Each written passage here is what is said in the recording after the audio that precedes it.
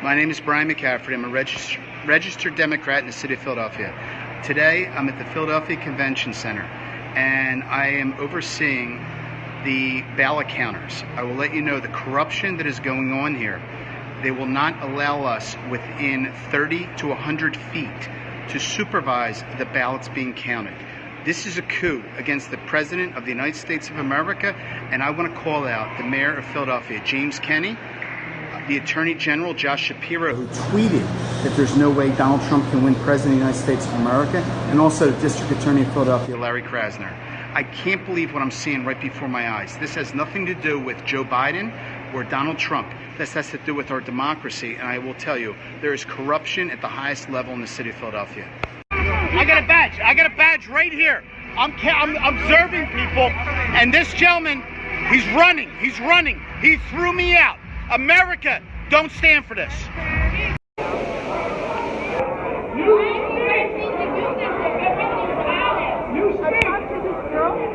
you're not corrupt, you wouldn't have to do this.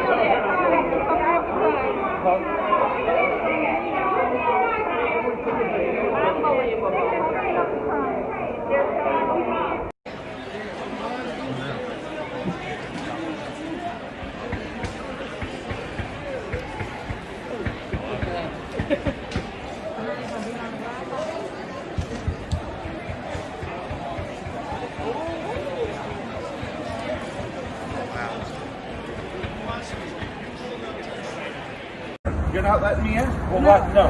That's why I tell you, call the police. Do it. If you legal, call the cops.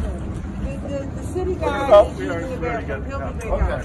Call that number. Tell him to call somebody. I have a citywide watcher certificate. And it's not for this location. It's not for it. It is not. Is this the city of Philadelphia? This is the city of Philadelphia. This is the city of Philadelphia. This is the city of Philadelphia. You wanted to talk. You wanted to talk outside. Let's talk. I have a watcher. I asked you to read the line. The line said it's good in every ward and division in the city. I'm wondering what's going on here. This dude has a fit about something.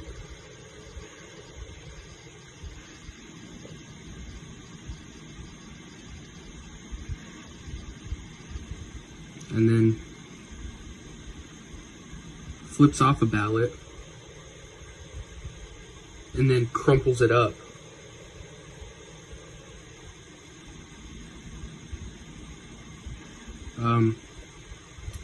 That's not voter fraud. I don't know what is. Yeah. All Trump. You gotta do what you gotta do. Fuck Trump.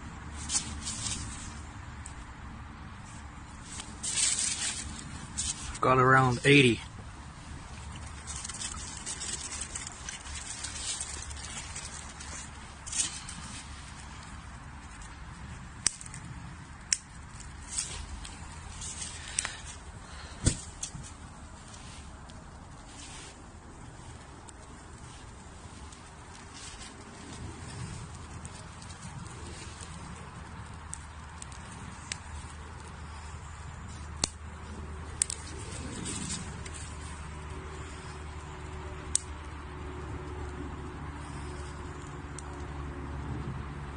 You work at the mail or polling place, you gotta do what you gotta do.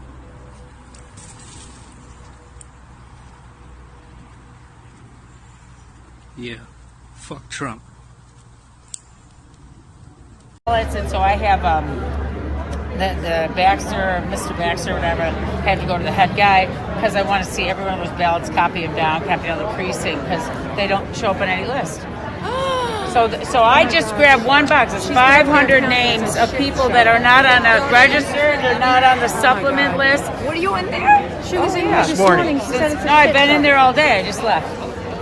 And so why won't they let anybody in to view Their capacity. They said there's capacity. In the morning, you could just walk right in. So I trained and walked right in. Because of COVID, they're saying capacity? We all have masks on. No, we'll put our masks on. I think it's the poll workers don't don't wanna like us see there. And they're very rude. But you're allowed legally to go. It doesn't say there's Yeah, capacity. that's why we have the Supreme Court order. And not to let us in the building? Not to let you in the building. It's bizarre. Because this building is not a capacity. And there's those of us that leave. Like, if few people. And what have you seen? I've seen ballots that don't belong to anybody. They don't show up in voter registration. There's no name attached to them. And what are they doing with those ballots?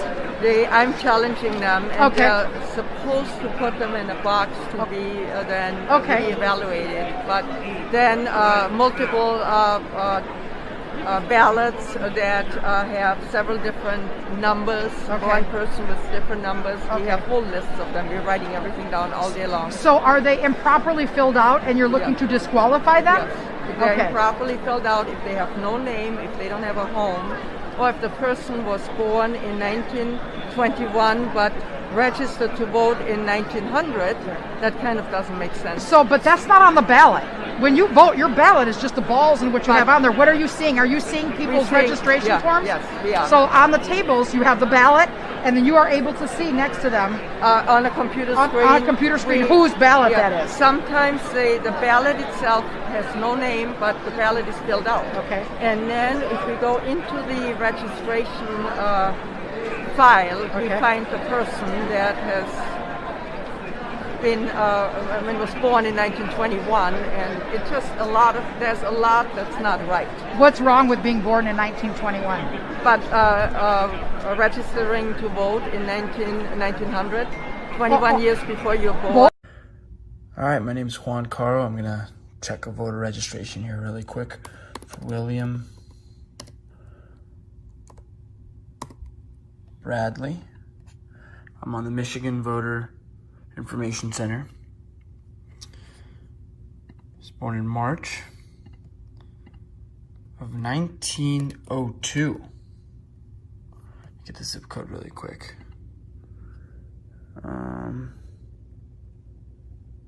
48207. 48207.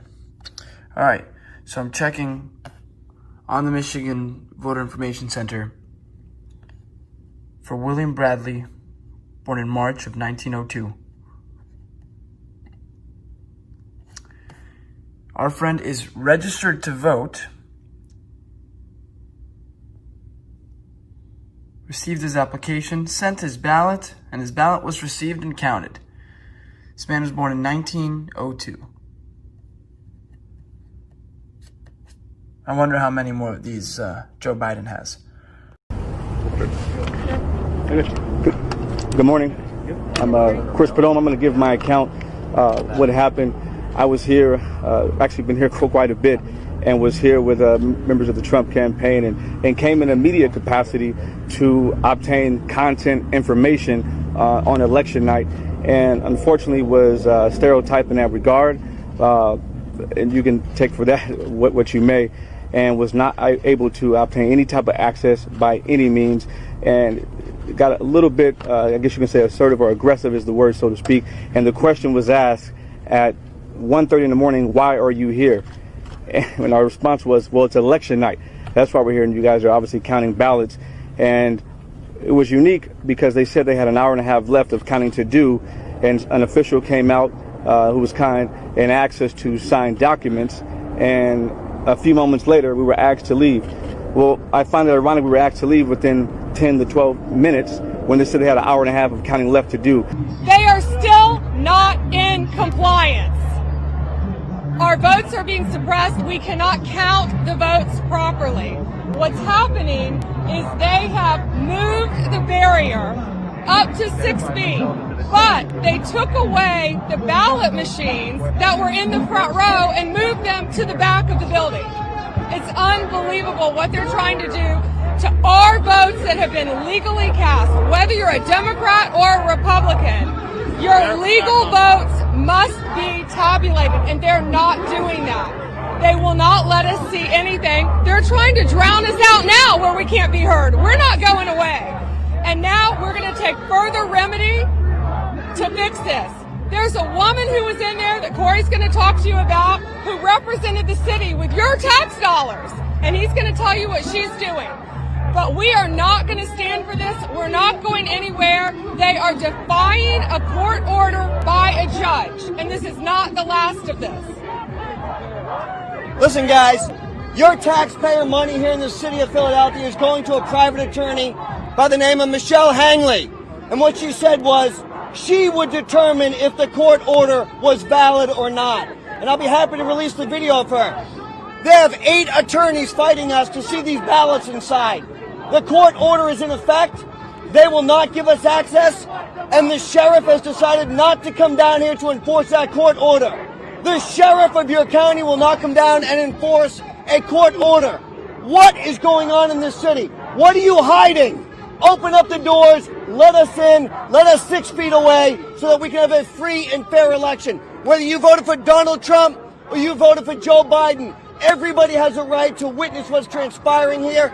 This makes it look like a kangaroo court. We deserve better, and we're not leaving until we witness every single vote that transpires in here. Can issue him what type of ballot? Provisional. A provisional envelope. Why? Where is it going? Not in the tabulator. It's going in that envelope, right? We have how many days? 6. So what is the Department of Elections going to do with it? Destroy it.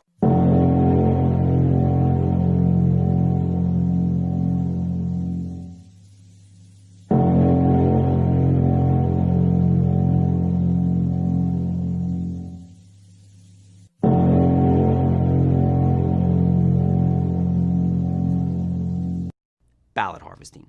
In 2016, the state of California, one of the states with more registered voters than citizens, became the first state to legalize the practice of ballot solicitation. That is, the collection and delivery of ballots by third parties. With no trace of irony, this is called ballot harvesting. It works like this. In California, organizations with a clear political agenda are legally permitted to go to a location, say a nursing home or a church, and collect, literally harvest, ballots. The third party then transports these ballots to a polling place or an election office. This raises an obvious question. Once this third party collects the ballots, what's to stop them from changing them, or from just throwing out the ones they don't like? On election night in 2018, California's Central Valley Republican Congressman David Valadao held a 5,000 vote lead over his challenger, Democrat TJ Cox. The margin was wide enough that the networks even called the race for Valadao the Republican incumbent. But wait, there were late ballots still to be delivered by the third-party vote harvesters. When those votes came in, they broke so overwhelmingly for Cox, in a historically conservative district no less, that Valadao's 5,000 vote victory became an 862 vote loss. In the first major election after ballot harvesting was allowed in California, Democrats won every single congressional seat in Orange County, which had been a Republican stronghold for decades. A year earlier, no sober person would have thought that possible. Talk to our audience. Transition integrity was the convergence of lawfare, social media oligarchs, mainstream media, and their street thugs. A combo to basically steal the election. This was the plan to steal 2020, the Raheem Kassam, Steve Bannon roadshow. Tell us in the last 48 hours, be specific. How have you seen them execute on their transition integrity project? Well, the first thing they did was engage in information warfare. And so, not to be at all conspiratorial, but you had Fox News, which had been the source, one of the key sources of conservative information, news, what have you. You had them immediately, the night of the election, shift from being conservative and thought of as pro-Trump to turning on President Trump immediately. The election close in Virginia, East Coast, they immediately called Virginia. I think probably President Trump won Virginia. They wait an hour or two, and then they call Arizona for Joe Biden as well, when there was no evidence to suggest that Arizona should have been called for Joe Biden. And so they were able to manipulate public opinion and the political landscape by calling Arizona for Joe Biden. And that is part of the crisis we're in today. Donald Trump, I believe, won that election. He will be found to have won the election. He is our president. He will be our president. That's the good news here. We're going to use every constitutional means at our disposal to fix it. But the American left has joined, Fox News has joined them in trying to oust President Trump by manipulating all the data, all the media, and trying to establish in the public mind that there is this popular enthusiasm for Joe Biden, when in fact it does not exist. There is no way Joe Biden got more votes than Barack Obama did in 2012. There's no way that happened. Impossible. Impossible. Secondly, we're in a situation where we have put together, and you guys did it for our the President Obama's administration before this. We have put together, I think, the most extensive and inclusive voter fraud organization in the history of American politics.